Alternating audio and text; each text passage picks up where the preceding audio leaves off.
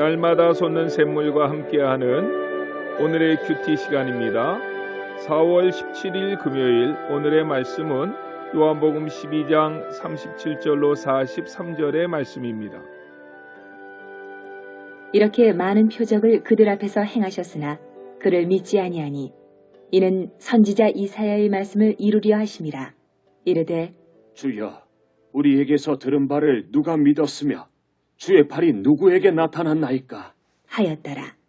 그들이 능히 믿지 못한 것은 이 때문이니 곧 이사야가 다시 일렀으되 그들의 눈을 멀게 하시고 그들의 마음을 완고하게 하셨으니 이는 그들로 하여금 눈으로 보고 마음으로 깨닫고 돌이켜 내게 고침을 받지 못하게 하려 함이라. 하였음이더라. 이사야가 이렇게 말한 것은 주의 영광을 보고 주를 가리켜 말한 것이라. 그러나 관리 중에도 그를 믿는 자가 많되 바리새인들 때문에 드러나게 말하지 못하니 이는 출교를 당할까 두려워함이라. 그들은 사람의 영광을 하나님의 영광보다 더 사랑하였더라. 새로운 아침입니다. 아도나이, 하나님은 내 삶의 주인이 되십니다. 하나님의 아들이신 예수님은 어두운 세상의 빛으로 오셨습니다. 그 사실을 요한복음 1장부터 매우 강조하고 있다고 말씀을 드렸습니다. 오늘 본문의 말씀은 당시 사람들이 빛 대신 예수님에 대하여 보여주었던 반응에 대해 설명합니다. 저는 두 가지로 그 당시의 반응을 말씀드리려고 합니다. 첫째로 예수님이 세상의 빛으로 오셨지만 믿지 아니하는 무리들이 있었습니다. 본문 37절 말씀을 보십시오. 이렇게 많은 표적을 그들 앞에서 행하셨으나 그를 믿지 아니하니 라고 말씀합니다. 예수님은 여러 가지 기사와 이적을 통해 세상의 빛이시요 생명이 되신다는 사실을 드러냈습니다. 많은 사람들은 그 표적을 눈으로 직접 보았습니다. 어린아이라 할지라도 예수님만이 생명의 빛이신 하나님의 아들이 되신다는 사실을 금세 알 수 있었을 것입니다. 그럼에도 불구하고 그들은 믿지 않았습니다. 오늘날도 마찬가지입니다. 표적이 부족해서 주님을 믿지 않는 것이 아닙니다. 증거가 약해서 예수님을 믿지 않는 것이 아닙니다. 믿을 수 없는 완악한 마음이 문제입니다. 그래서 그 믿음은 하나님의 선물이라고 에베소서 2장 8절에서 사도 바울은 말씀합니다. 이 은혜가 없으면 아무리 놀라운 기사와 이적을 체험했다 할지라도 주님을 영접할 수 없고 믿을 수가 없는 것입니다. 본문 40절의 말씀을 보십시오. 저희 눈을 멀게 하시고 저희 마음을 완고하게 하셨으니 이는 저희로 하여금 눈으로 보고 마음으로 깨닫고 돌이켜 내게 고침을 받지 못하게 함이라고 하였습니다. 이 말씀은 구약 성경 이사야 6장 10절의 말씀을 인용한 말씀으로 하나님은 예수님이 오시기 약 700년 전에 이사야 선지자를 통해 예수님께서 메시아로 오셔서 여러 가지 기적과 표적을 행하여도 믿지 않을 것을 예언하신 내용입니다. 사람들의 마음이 너무 강팍해서 깨닫지도 아니하고 돌이키지도 아니하고 믿지도 않을 것을 예언하신 것입니다. 하나님께서 고의적으로 이들의 마음을 강팍하게 하신 것이 아니라 하나님의 큰 사랑과 은혜를 받았음에도 불구하고 끝내 죄악의 걸음을 멈추지 않으므로 강팍한 대로 내버려 두셨다는 것입니다. 그것을 신학적인 용어로는 유기라고 말합니다. 그런데 이 사실을 반대로 생각해 보십시오. 내가 예수님을 믿었다는 것, 그분을 나의 구세주로 영접하고 그분과 동행하는 삶을 산다는 것, 이것이 기적이 아닙니까? 그래서 종교개혁자 마르틴 루터는 이렇게 말했습니다. 기적 중에 최고의 기적은 나와 같은 죄인이 예수님을 믿고 영접했다는 것이다 라고 말입니다. 둘째로 빛 대신 예수님을 비공개적으로 믿는 자들이 있었습니다. 본문 42절의 말씀을 보십시오. 그러나 관원 중에도 저를 믿는 자가 많되 바리새인들을 인하여 드러나게 말하지 못하니 이는 추례를 당할까 두려워함이라고 했습니다.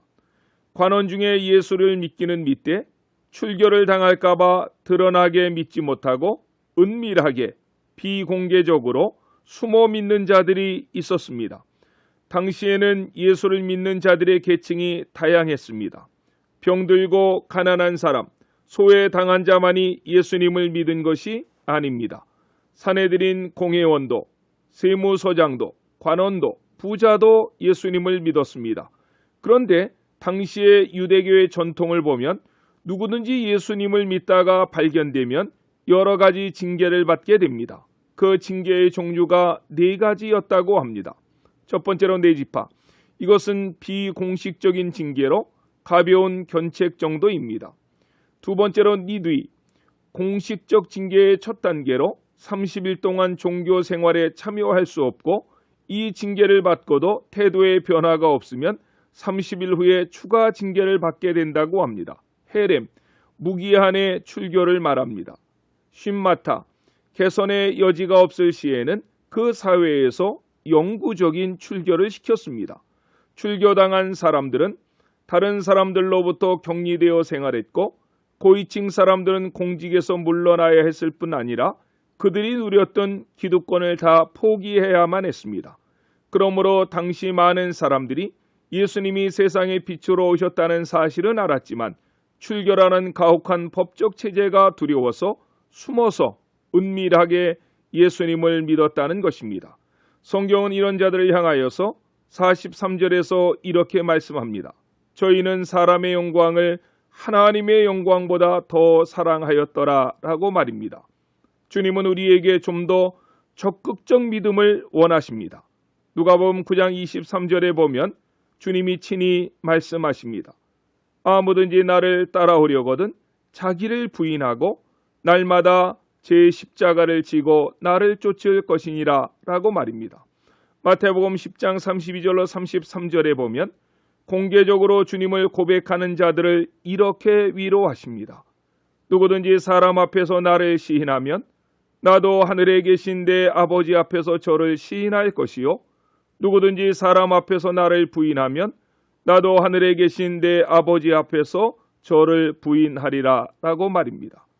당시 이러한 사회 분위기 속에서도 공개적으로 담대히 그 신앙을 고백했던 사람들이 있었습니다. 12 제자들을 비롯한 요한복음 9장에 소경되었다가 실로암 목가에서 고침받은 청년, 아리마대 사람 요셉, 니고데모, 이방인 백부장 등 소수의 사람들이지만 주님을 따라 좁은 길, 십자가의 길을 따랐던 사람들도 있었습니다. 오늘날도 마찬가지입니다. 주님을 믿는 일이 한때는 어려움으로 다가올 수 있고 환난과 핍박으로 다가올 수 있습니다. 하지만 주님만이 세상의 빛이시기 때문에 그분을 믿는 자는 어두움에 거하지 않습니다. 생명을 얻습니다. 구원을 받게 되는 것입니다. 이 땅에서 주님께서 복을 주시면 받고 안 주셔도 우리가 이제까지 받은 것으로도 충분합니다. 그럼에도 마태복음 19장 29절에서 주님은 친히 이렇게 약속하셨습니다.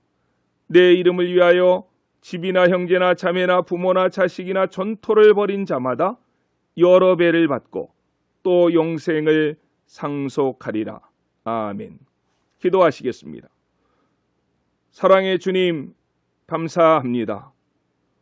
오늘날은 전철에서 유행가를 부르면 그래서 동냥을 하면 동전이 나오지만 찬송가를 불러야 지폐를 얻을 수 있다는 농담이 있을 정도로 복음이 보편화되었습니다. 그러나 디모데후서 3장 12절에서 사도 바울은 이렇게 교훈했습니다. 무릇 그리스도 예수 안에서 경건하게 살고자 하는 자는 박해를 받으리라고 말입니다. 무릇이라고 하는 단어는 언제든지 어디서든지라는 말을 포함한다고 들었습니다. 혹시 우리가 그저 평안하게 예수 믿는 것이 경건하게 살고자 하는 영적 삶을 포기했기 때문에 세상이 주는 달콤한 유혹이 아닌지 되돌아보게 하시고 십자가의 길이 좁고 험한 길이라 해도 그 너머에 부활과 생명이 있음을 알아 끝까지 믿음의 길을 경주하는 성도님들이 되게 해 주시옵소서. 영육에 지치고 상처난 자들을 치료해 주시고 오늘도 주님과 함께 출발하는 복된 한 날이 되게 해 주시옵소서. 예수님의 이름으로 간절히 기도드렸습니다. 아멘.